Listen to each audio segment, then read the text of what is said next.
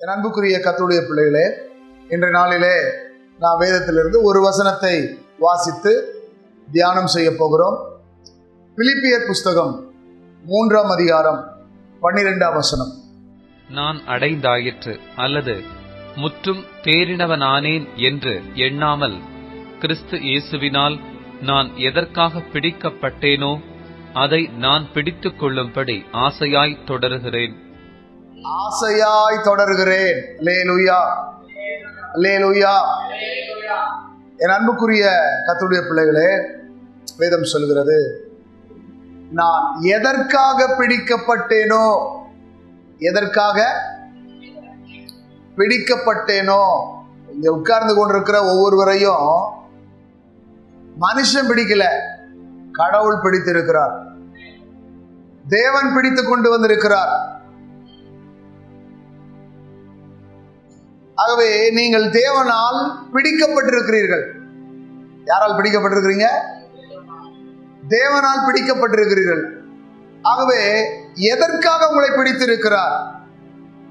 இந்த பூமியில் இருக்கிற சகல ஜனங்களிலும் மேன்மையாய் வைக்கும்படியாக, கீர்த்தியாய் வைக்கும்படியாக, புகழ்ச்சியாய் வைக்கும்படியாக பிடிக்கப்பட்டிருக்கிறீர்கள். ஆமென் சொல்லுங்க. எதற்கு பிடிக்கப்பட்டிருக்கிறீங்க? இந்த பூமியில கீர்த்தியாக, புகழ்ச்சியாக, மேன்மையாக வைக்கும்படி நீங்கள் பிடிக்கப்பட்டிருக்கிறீர்கள். ஆகவே உங்களை அழைத்தவர் உண்மையுள்ளவராயிருக்கிறார். உங்களை அழைத்தவர் உங்களை நடத்துகிறவராயிருக்கிறார். உங்களை பிடித்த நோக்கத்தை அவர் நிறைவேற்றுவார். ஆகவே நீங்கள் எதற்காக பிடிக்கப்பட்டிருக்கிறீர்கள் என்பதை ஆராய்ந்து செயல்பட வேண்டும். எதற்காக பிடிக்கப்பட்டீர்கள் என்பதை ஆராய்ந்து செயல்பட வேண்டும்.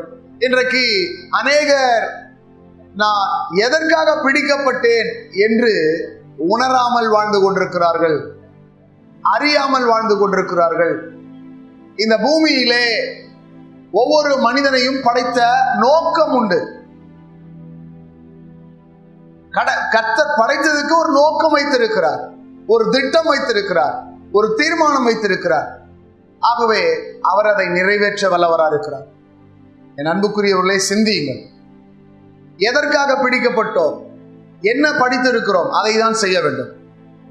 அது உலக பிரகாரமான வேலைகள். ஆனால் நம்மை அழைத்தவர் அவருடைய கனமான வேலை செய்யும்படியாய் அழைத்திருக்கிறார். இந்த உலகத்தில் இருக்கிற வேலைகள் எல்லாம் நிரந்தரமானது அல்ல, நிறைவானதும் அல்ல. என்ன இல்லைங்க? நிரந்தரமானதும் அல்ல, நிறைவானதும் அல்ல, திருப்தியானதும் அல்ல. ஆமென் சொல்லுங்க. என்ன ஆகல? திருப்தியாகவே இல்லை.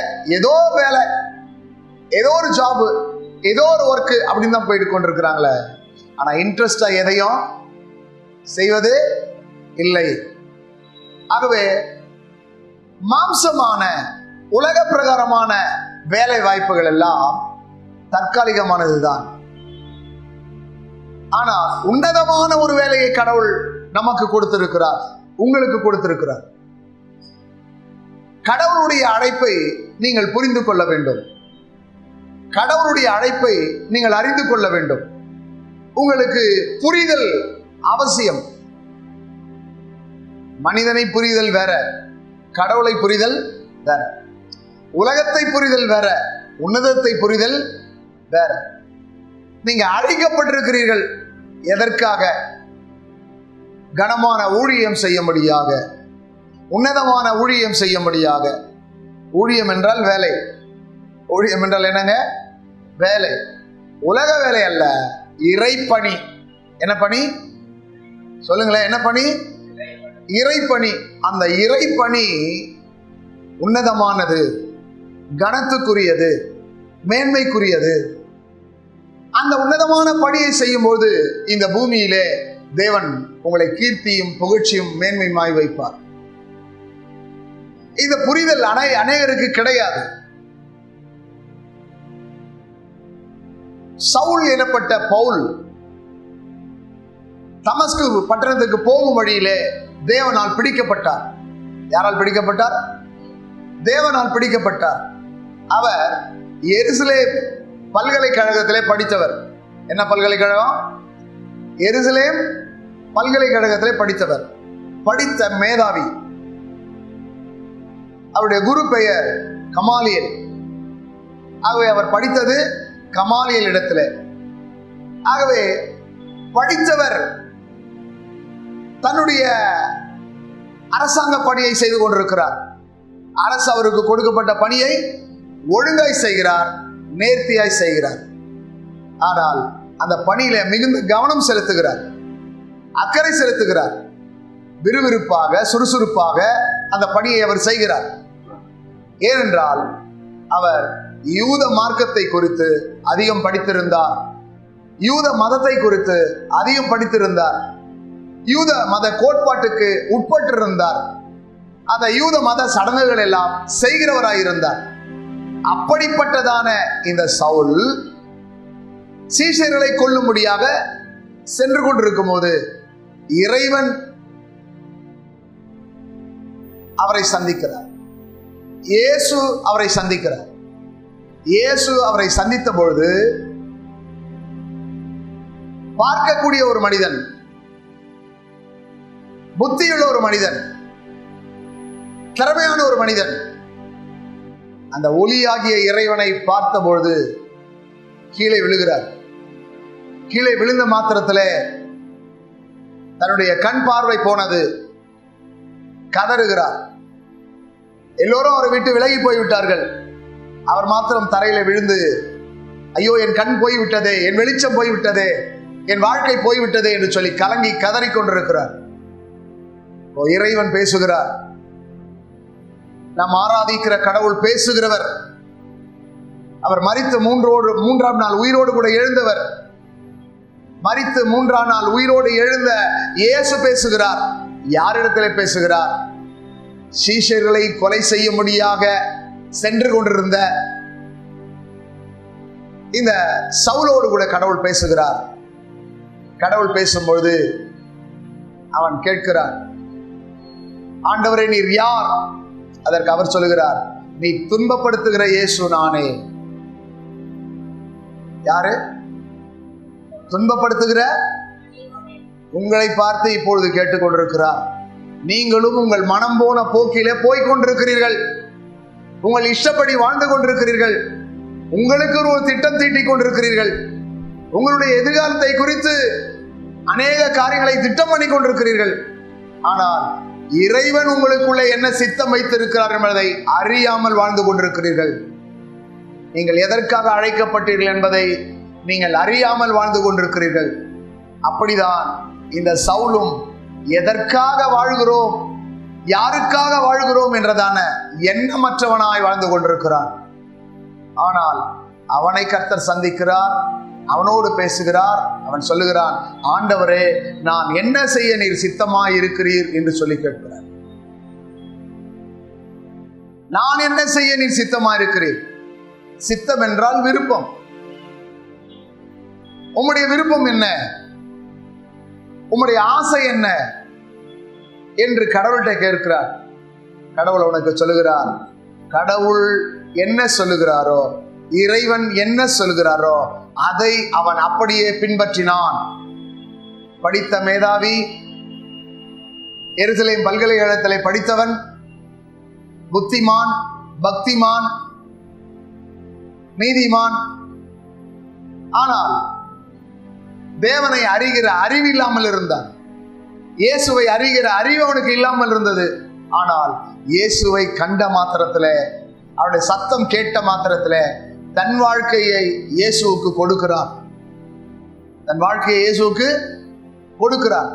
இதை கேட்டுக்கொண்டிருக்கிற என் அன்புக்குரிய பிள்ளைகளே, என் அன்பு வாலிப தம்பி தங்கச்சி, என் அன்பு சகோதரனே சகோதரியே, நீ எதற்காய் அழைக்கப்பட்டாய், நீ எதற்காய் பிடிக்கப்பட்டாய் என்பதை அறிந்து செயல்படு. உனக்கு ஆசீர்வாதம் உண்டாகும். உன் வாழ்க்கை வெற்றியாக மாறும். உன் வாழ்க்கை மேன்மையாக மாறும். உன் வாழ்க்கை கீர்த்தியாக மாறும். உன் வாழ்க்கை புகழ்ச்சியாக மாறும். இந்த சவுல் தன்னுடைய படிப்பை நஷ்டமும் குப்பையும் என்று எண்ணுகிறான். படிப்பு எப்படி இருக்கிறதா? நஷ்டமும் குப்பையுமா இருக்கிறது. ஆகவே இன்றைக்கு கொஞ்சம் படித்து விட்டு அநேகர் நினைக்கிறாங்க, நான் படிச்சுட்டேன், நான் ஒரு டிகிரி முடிச்சுட்டேன், இல்ல நான் 2 டிகிரி முடிச்சுட்டேன். நீ எத்தனை டிகிரினா படிக்கலாம்? எதை படித்தாலும் வேதத்தை படிக்க வேண்டும், இறைவனுடைய காரியங்களை படிக்க வேண்டும், இறையிலை படிக்க வேண்டும், இறைவனுடைய நோக்கம் என்ன என்பதை ஆராய்ந்து செயல்பட வேண்டும். அதுதான் வாழ்க்கை, அதுதான் ஆசீர்வாதம். இந்த யூத மத கோட்படி வளர்ந்துதானே இந்த சவுல். இயேசுவை சந்தித்த பிறகு வாழ்க்கை மாறினது, வாழ்க்கை மாறினது. இந்த வார்த்தையை கேட்டுக்கொண்டிருக்கிற நீங்கள் இயேசுவை ஏற்றுக்கொண்ட பிறகு உங்களுடைய வாழ்க்கை மாறி இருக்கிறதா? இயேசுவை ஏற்றுக்கொண்ட பிறகு உங்களுடைய வாழ்க்கை எப்படி இருக்கிறது? மாற்றம் இல்லையே, மாற்றம் வேண்டுமே. மாற்றம் இல்லையே, மாற்றம் வேண்டுமே. தேவன் எதை விரும்புகிறார்? மாற்றத்தை விரும்புகிறார், மனமாற்றத்தை விரும்புகிறார். சுபாவம் மாற்றப்பட வேண்டும், குணம் மாற்றப்பட வேண்டும். சுபாவம் மாறினது, குணம் மாறினது, பழக்க வழக்கங்கள் மாறினது, சடங்காச்சாரங்கள் மாறினது. ஆண்டவராகிய இயேசுவை பின்பற்ற ஆரம்பித்தான். இயேசு அவனை பயன்படுத்த ஆரம்பித்தார். எந்த ஒரு மனிதன் இயேசுவை பின்பற்றுகிறானோ அந்த மனிதனை இயேசு பயன்படுத்த வல்லவராயிருக்கிறார். உங்கள் சொந்த வேலைகளை நீங்கள் செய்து கொண்டிருக்கிறீர்கள், நல்லது, செய்யுங்கள், வேண்டாம் என்று சொல்லவில்லை. ஆனால் நீங்கள் எதற்காக அழைக்கப்பட்டீர்கள் என்பதை நீங்கள் ஆராய்ந்து பார்க்க வேண்டும். என்ன வேலை செய்கிறோம்? யாருக்காக உழைக்கிறோம்? எதற்காக உழைக்கிறோம்? உழைப்பதினாலே நமக்கு என்ன பலன், என்ன பயன் என்பதை நாம் சிந்திக்க வேண்டும். சமுதாயத்திலே நல்ல நிலையில இருக்க வேண்டும் என்றுதான் அநேகர் உழைக்கிறார்கள். சமுதாயத்திலே நல்ல அந்தஸ்தில் இருக்கணும், நல்ல அதிகாரத்தில் இருக்கணும், பணபலம் இருக்கணும், படைபலம் இருக்கணும், பக்கபலம் இருக்கணும் என்றெல்லாம் எண்ணி மனம் போன போக்கிலே போய்கொண்டிருக்கிறார்கள். அது நிலையானதல்ல, நிரந்தரமானதும் அல்ல. நிலையானது இறைவன் அருளும் ஆசீர்வாதம் மாத்திரம்தான் நிலையானது. இறைவன் கொடுக்கிறதான பதவி, இறைவன் கொடுக்கிறதான உயர்வு மாத்திரம்தான் நிலையானது. ஆகவே நாம் எங்கே போய் கொண்டிருக்கிறோம், எப்படி வாழ்ந்து கொண்டிருக்கிறோம் என்பதை ஆராய்ந்து பார்க்க வேண்டும். இந்த வாசித்த பகுதியிலே மீண்டும் அதை வாசிப்போம். பிலிப்பியர் புஸ்தகம் 3ஆம் அதிகாரம் 12ஆம் வசனம். நான் அடைந்தாயிற்று. இன்றைக்கு எல்லாரும் ஒரு லக்கை வைத்திருக்கிறார்கள். ஒரு குறிப்பிட்ட பணம் சம்பாதிச்சுட்டா என்ன நினைக்கிறாங்க? நான் சம்பாதிச்சிட்டேன் அப்படின்னு நினைக்கிறாங்க. கொஞ்சம் படிச்சுட்ட பிறகு என்ன நினைக்கிறாங்க? நான் படிச்சுட்டேன் அப்படின்னு நினைக்கிறாங்க. சின்ன சின்ன வேலையெல்லாம் செஞ்சு முடிச்சுட்டு நான் எல்லா வேலையும் செஞ்சு முடிச்சுட்டேன் அப்படின்னு நினைக்கிறாங்க. என்ன வேலையை செஞ்சு முடிச்சிட்டீங்க?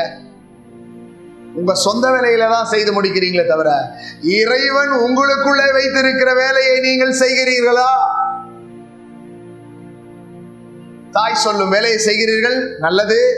தகப்பன் சொல்லும் வேலையை செய்கிறீர்கள், நல்லது. உடன் பிறந்தவர்கள் சொல்லுகிற வேலையை செய்கிறீர்கள், நல்லது. நண்பர்கள் சொல்லுகிறதை செய்கிறீர்கள், நல்லது. உங்கள் பிள்ளைகள் சொல்லுகிறதை செய்கிறீர்கள், அதுவும் நல்லது. ஆனால் இறைவன் உங்களுக்கு சொன்னதை நீங்கள் செய்கிறீர்களா என்பதை நீங்கள் ஆராய்ந்து பார்க்க வேண்டும். எவர்களை அழைத்தாரோ அவர்களை முன்குறித்திருக்கிறார். எவர்களை முன்குறித்தாரோ அவர்களை தெரிந்து கொண்டிருக்கிறார். எவர்களை தெரிந்து கொண்டாரோ அவர்களை கர்த்தர் அழைத்திருக்கிறார். அன்புக்குரியவர்களே, ரோமர் புஸ்தகம் 8ஆம் அதிகாரம் 30ஆம் வசனம் படிங்க. ரோமர் 8:30. எவர்களை முன்குறித்தாரோ, இந்த இடத்துல உட்கார்ந்து கொண்டிருக்கிற உங்களை தேவன் முன்குறித்திருக்கிறார். நம்புறீங்களா? விசுவாசிக்கிறீங்களா? ஹலோ லிசன், கவனிங்க, என்ன பாருங்க. எவர்களை முன்குறித்தாரோ, இங்கே உட்கார்ந்து கொண்டிருக்கிற உங்களை தேவன் முன்குறித்திருக்கிறார், மனுஷன் அல்ல. தேவனே உங்களை முன்குறித்திருக்கிறார். இந்த 16ஆம் தேதி மாலை வேளையில தேவ சந்நிதியிலே நீங்கள் உட்காரும்படி கர்த்தர் முன்குறித்திருக்கிறார். எவர்களை முன்குறித்தாரோ அவர்களை அழைத்திருக்கிறார். கர்த்தர் இன்றைக்கு இந்த இடத்துல வரும்படி உங்களை அழைத்திருக்கிறார். ஆமென் சொல்லுங்க. நீங்கள் தேவனால் அழைக்கப்பட்டிருக்கிறீர்கள், தேவனால் நடத்தப்பட்டு கொண்டிருக்கிறீர்கள். ஆகவே உங்களுடைய வாழ்க்கையை இறைவன் கடவுள் மாற்றி அமைப்பார். உங்கள் தலையெழுத்தை மாற்றுவார். உங்கள் உடற்கூறுகளிலே காணப்படுற வலிகள், வேதனையை கர்த்தர் நீக்குவார். உங்களுக்கு சுகம் கொடுப்பார், ஆரோக்கியம் கொடுப்பார், சந்தோஷம் கொடுப்பார், சமாதானம் கொடுப்பார், நிறைவான பலனை கொடுப்பார், நிம்மதியை கொடுப்பார். அழைக்கப்பட்டவர்களுக்கு அவர் கொடுக்கிறார். ஆகவே நீங்கள் அழைக்கப்பட்டிருக்கிறீர்கள். எவர்களை முன்குறித்தாரோ அவர்களை அழைத்தும் இருக்கிறார். எவர்களை அழைத்தாரோ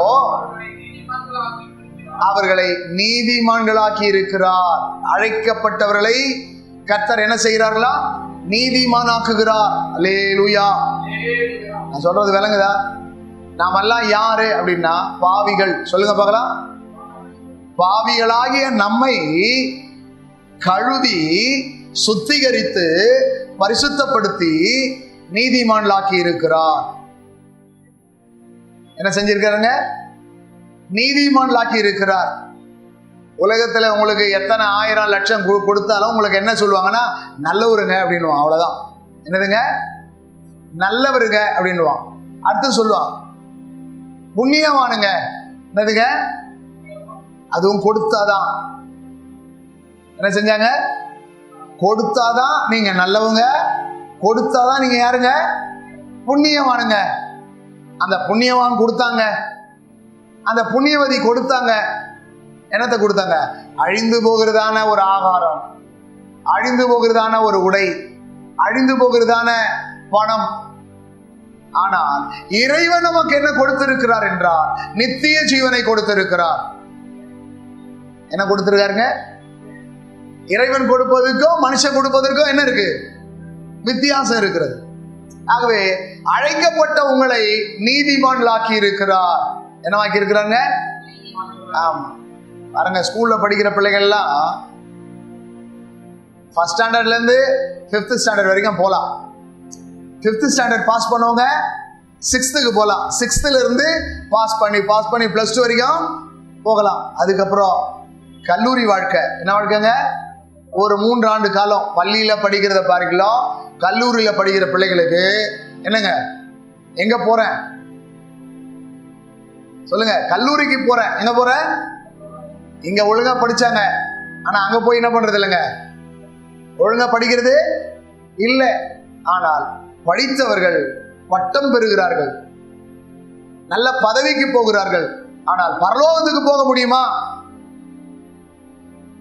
நீதிமான்கள் மாத்திரம்தான் பரலோகத்துக்குள்ளே போக முடியும். இந்த நீதிமான்களுக்கு ஒரு ராஜ்யத்தை கடவுள் வைத்திருக்கிறார். தெரியுமா உங்களுக்கு? என்ன வைத்திருக்கிறாருங்க? அந்த ராஜ்யத்துக்கு பேர் என்ன தெரியுமா? நீதிமான்களின் ராஜ்யம். ஆமென் சொல்லுங்க. நீங்க வேதத்தை வாசித்தா உங்களுக்கு தெரியும். வேதத்தை வாசிக்காத உங்களுக்கு எதுவுமே தெரியாது. பரிசுத்தவான்களின் ராஜ்யம் இருக்கிறது, நீதிமான்களின் ராஜ்யம் இருக்கிறது. பரலோக ராஜ்யம் தேவனுடைய ராஜ்யம், நித்திய ராஜ்யம் இருக்கிறது. ஆனால் அங்கே நம்ம பிரவேசிக்க வேண்டும் என்றால் இந்த படிப்பெல்லாம் அங்க போக முடியாது. அங்க பரிசுத்தம் மாத்திரம் தான் போக முடியும். பரிசுத்தம் இல்லை என்றால் பரலோகத்துக்கே போக முடியாது. ஆகவே அழைக்கப்பட்டவர்களை கர்த்தர் நீதிமான்களாக்குகிறார். என்னவாக்குறாருங்க? நீதிமான்களாக்குகிறார். அடுத்தது, எவர்களை நீதிமான்களாக்கினாரோ என்ன செய்கிறாருங்க? மகிமையும் படுத்துகிறார். ஆகவே அழைக்கப்பட்டிருக்கிறீர்கள், உங்களை கர்த்தர் நீதிமான்களாக்குகிறார்.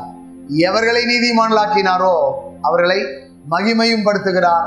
மகிமைக்குள்ளே பிரவேசிக்க உதவி செய்கிறார். சொல்லுங்க பார்க்கலாம். எங்க பிரவேசிக்கிறதுக்கு சொல்லுங்களேன்? மகிமைக்குள்ளே பிரவேசிக்கும்படி செய்கிறார். அப்ப அந்த மகிமைக்குள்ளே பிரவேசிக்கணும்னா நாம அழைக்கப்பட்டிருக்கணும். நம்ம எதற்காக அழைக்கப்பட்டிருக்கிறோம், எதற்காக பிடிக்கப்பட்டிருக்கிறோம் என்பதை அறிந்து. உலகத்து மனிதனுக்கும் நமக்கும் வித்தியாசம் இருக்கிறது. ரட்சிக்கப்பட்டவனுக்கும் ரட்சிக்கப்படாதவனுக்கும் வித்தியாசம் இருக்கிறது. இயேசுவின் பிள்ளைகளுக்கும் மற்ற பிள்ளைகளுக்கும் வித்தியாசம் இருக்கிறது. ஆகவே நீங்கள் யாருடைய பிள்ளையாய் இருக்கிறீர்கள்? இயேசுவின் பிள்ளைதானா? நீங்கள் இயேசுவாலே அழைக்கப்பட்டிருக்கிறீர்களா? நீங்க இயேசு கிறிஸ்துவாலே பிடிக்கப்பட்டிருக்கிறீர்களா? ஆண்டவர் நம்முடைய சீஷர்களை பார்த்து சொன்னார், நான் உங்களை மீன்களை பிடிக்கிறவர்களாக அல்ல, மனிதர்களை பிடிக்கிறவர்களாக என்ன செய்கிறார்? உங்களை அழைத்திருக்கிறேன்னு சொன்னார். ஆகவே நீங்கள் யார் சொல்லுங்க? மனிதர்களை பிடிக்கிறது. என் அன்புக்குரியவர்களே, வேதம் சொல்லுகிறபடி தேவன் அழைத்தார். எதற்கு அழைத்திருக்கிறார்? பரிசுத்தத்திற்காக அழைத்திருக்கிறார். ஆமென் சொல்லுங்க. எதற்கு அழைத்திருக்கிறார்? அது ரொம்ப கடினமான ஒரு காரியம். பரிசுத்தமா வாழ்வது சொல்லுங்களேன், விலகதா இல்லையா உங்களுக்கு? பரிசுத்தமா இருப்பது மிக கடினமான காரியம், எளிதான காரியம் அல்ல. ஆனால் நாம் பரிசுத்தம் அடைந்து விட்டால் நமக்கு இங்கே இல்ல வாழ்க்கை, நமக்கு அங்கே இருக்கிறது வாழ்க்கை. ஆகவே திருச்சபை என்பது என்ன? ஒரு மனிதனை கொண்டு வந்து அவனை சுத்திகரித்து, அவனை கழுவி, அவனை பரிசுத்தப்படுத்தி, அவனை பரலோகத்துக்கு கொண்டு போவதுதான் திருச்சபை. திருச்சபையிலே கால் வைக்கிற ஒவ்வொருடைய வாழ்க்கையும் மாற்றம் அடைய வேண்டும், மனமாற்றம் அடைய வேண்டும், மகிழ்ச்சி அடைய வேண்டும், வெற்றி அடைய வேண்டும், முன்னேற்றம் அடைய வேண்டும். அதற்காக தான் நீங்கள் அழைக்கப்பட்டிருக்கிறீர்கள். உங்கள் ஆவிக்குரிய நிலை மாற்றப்பட வேண்டும். நீங்கள் அப்படியே இருப்பதற்காக அல்ல. ஆமென் சொல்லுங்க. அப்படியே இருப்பதற்கு அல்ல. திருச்சபையில மாற்றம் இருக்கிறது, உனக்குள்ளே மாற்றம் இருக்கிறதா? நீ அழைக்கப்பட்டது எதற்காக? மாற்றம் அடைவதற்காக, முன்னேற்றம் அடைவதற்காக, வெற்றி அடைவதற்காக, மகிழ்ச்சி அடைவதற்காக, மகிமைக்குள்ளே பிரவேசிப்பதற்காக அழைக்கப்பட்டிருக்கிறது. அல்லேலூயா. விளங்க, நான் சொல்றது புரியுதா உங்களுக்கு? ஆகவே அழைப்பை அசட்டை பண்ணக்கூடாது, அழைப்பை உதாசீனப்படுத்தக்கூடாது. நான் அழைக்கப்பட்டிருக்கிறேன். ஆகவே அந்த சவுல் என்ற பவுல் அழைக்கப்பட்டான். தான் அழைக்கப்பட்ட அழைப்பிலே ஓடுகிறான். நான் எதற்காக பிடிக்கப்பட்டேனோ அதையே தொடர்ந்து ஓடுகிறேன், அதையே தொடர ஆசையாய் தொடர்கிறேன். ஆமென் சொல்லுங்க. என்ன சொல்றாருங்க? ஆசையாய் சொல்லுங்களேன். இல்ல, இப்போ ஆசையாய் தொடர்கிறதுனா என்ன அர்த்தம் தெரியுங்களா? இந்த வாரம் வந்துட்டீங்களே சர்ச்சுக்கு, அடுத்த வாரம் என்ன பண்ணோம்? வரணும். அதுதான் தொடர்ச்சி. நீங்க தான் நடத்தணும். ஆராதனை நடத்தணும், பாடல் பாடணும், ஆராதனை நடத்தணும், வேதத்தை விளக்கணும், வேதத்தை பிரசங்கிக்கணும். நீங்க ஊழியக்காரரா மாறணும். உங்கள் மூலமா அநேகர் உருவாகணும். நீங்கள் சீஷர்களாய் மாற வேண்டும், மற்றவர்களையும் சீஷர்களாக மாற்ற வேண்டும். அதுதான் ஆசையாய் தொடர்கிறேன். இந்த பவுல், சவுலான பவுல் அழைக்கப்பட்டார். அவருக்கு தேவன் அழைத்த அழைப்பிலே அவர் ஆசையாய் தொடர்கிறார். ஆசையாய் தொடர்ந்தபடினாலே 13 நிருபங்களை எழுதுகிறார். எத்தனை நிருபங்களை எழுதுகிறாருங்க? 13 நிருபங்களை எழுதுகிறார். பவுலுடைய பிரயாணத்தை நீங்கள் படித்து பாருங்கள். எல்லா நாடுகளிலும் சென்று கடவுளுடைய வார்த்தையை பிரசங்கிக்கிறார். அவர் அழைக்கப்பட்டார் நிருபங்களை எழுதுவதற்கு மாத்திரமல்ல, சுவிசேஷத்தை பிரசங்கிப்பதற்காக, சபைகளை உருவாக்குவதற்காக, ஊழியர்களை உருவாக்குவதற்காக, ஜபத்திலே தரித்திருப்பதற்காக, உபதேசங்களை மற்றவர்களுக்கு கற்றுக் கொடுப்பதற்காக இந்த பவுல் அழைக்கப்பட்டார், பிடிக்கப்பட்டார், தெரிந்து கொள்ளப்பட்டார், முன்குறிக்கப்பட்டார், நீதிமானாய் வாழ்ந்தார், மகிமைக்குள்ளே பிரவேசித்தார். எங்க பிரவேசித்தாருங்க? சொல்லுங்களேன். மகிமைக்குள்ள பிரவேசித்தார். இந்த பவுலுக்கு கர்த்தர் தரிசனங்களை தந்தார், வெளிப்பாடுகளை தந்தார்.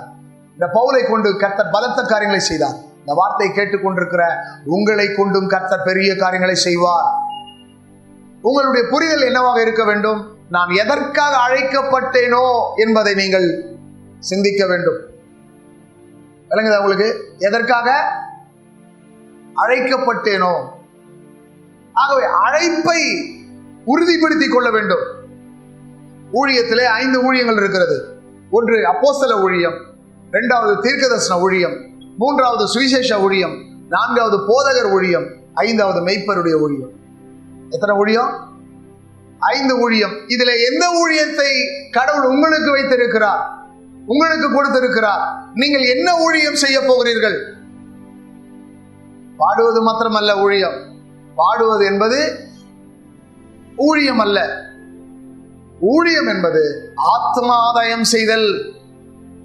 ஊழியம் என்பது ஜபத்திலே தரித்திருக்குதல். ஊழியம் என்பது சுவிசேஷத்தை அறிவித்தல். ஊழியம் என்பது யாவரோடும் ஐக்கியமாயிருக்குதல்.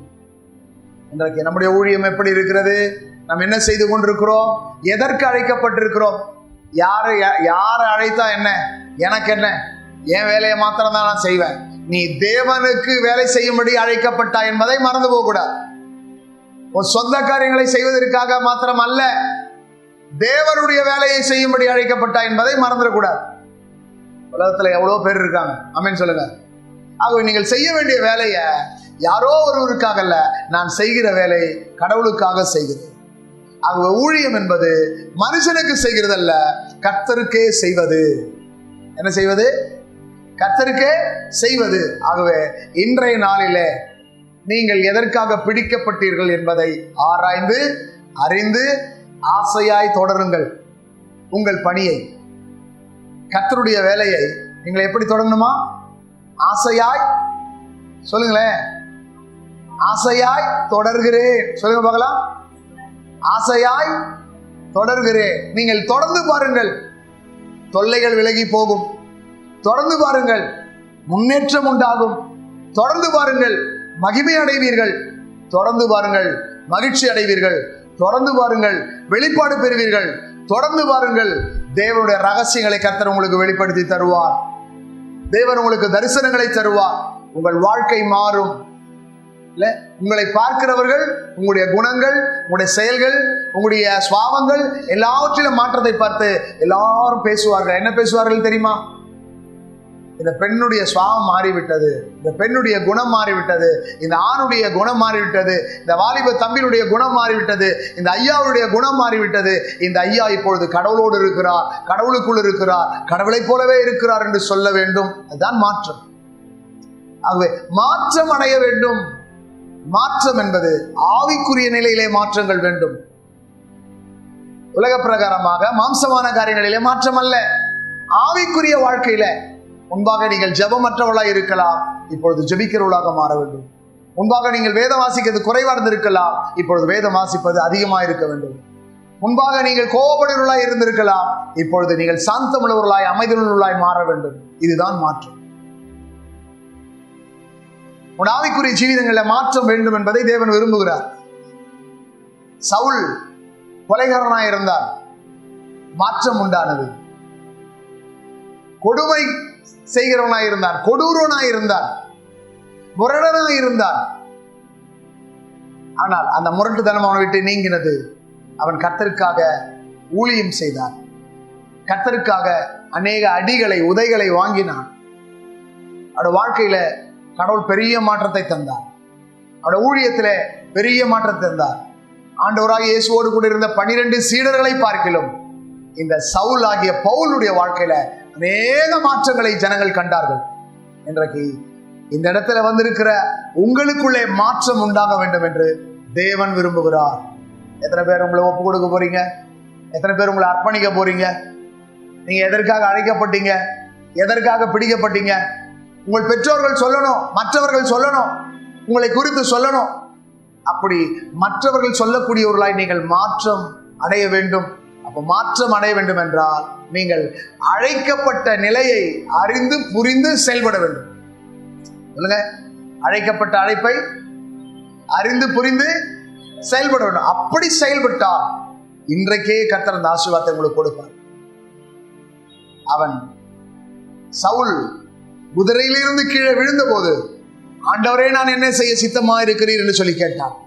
ஆண்டவரே உடைய விருப்பம் என்ன என்று சொல்லி கேட்டான். கர்த்தர் இதையெல்லாம் செய்ய வேண்டும் என்று சொன்னார். அவன் அப்படியே செய்து முடித்தான். இன்றைக்கு இந்த வார்த்தை கேட்டுக்கொண்டிருக்கிற நீங்களும் கூட ஆண்டவரே நான் என்ன செய்ய வேண்டும் என்று சொல்லி கேளுங்கள். அவர் உங்களுக்கு கற்றுக் கொடுப்பார். மனிதன் உங்களை கவிழ்த்து விடுவார், கர்த்தர் உங்களை நிலைநிறுத்துவார். கர்த்தர் உங்களை தூக்கி விடுவார். கர்த்தர் உங்களை உயர செய்வார். கர்த்தர் உங்களை ஆசீர்வதிப்பார். கர்த்தர் உங்களை பிரகாசிக்க பண்ணுவார். அல்லேலூயா, அல்லேலூயா. நம்ம அப்படியே எழுந்து நிற்போமா? ஆண்டவரை நோக்கி பார்ப்போமா? ஒரு அருமையான சந்தர்ப்பத்தில் நம்ம வந்திருக்கிறோம். எதற்காக அழைக்கப்பட்டோம்? பிலிப்பியர் 3:12 என்ன செய்யக்கூடாதுங்க? மறந்துடக்கூடாது. நீங்க அதை எழுதி வைங்க. இன்றைக்கு போயிட்டு நீங்க அதை என்ன செய்யுங்க? பதிவு பண்ணி வைங்க. இந்த வார்த்தைய ஒரு நோட் போட்டு எழுதி போறங்க. வீட்டுல போய் எழுதுங்க. இன்றைக்கு இந்த வசனத்தோடு கடவுள் என்கிட்ட பேசினாரு, ஒரு மாற்றத்தை தரப்போறார், ஒரு மாற்றம் உருவாக போகுது. அந்த மாற்றத்தை கர்த்தர் உனக்கு கொடுக்க போறார். ஆண்டவரை என்னை பயன்படுத்தும். எத்தனை பேர் சொல்றீங்க? சொல்லுங்க பார்க்கலாம். ஆண்டவரை என்னை பயன்படுத்தும். உங்களோட விருப்பம் செய்ய இல்ல, கையை உயர்த்தினான்றது மாத்திரம் இல்ல, உங்க மனசை நீங்க திறந்தாலே கடவுள் பார்க்கிறார். என் பார்வையில நீங்க கையை தூக்கினாலும் பிரச்சனையே இல்லை. ஆனா ஆண்டவருடைய பார்வையில யாரும் தப்பவும் முடியாது.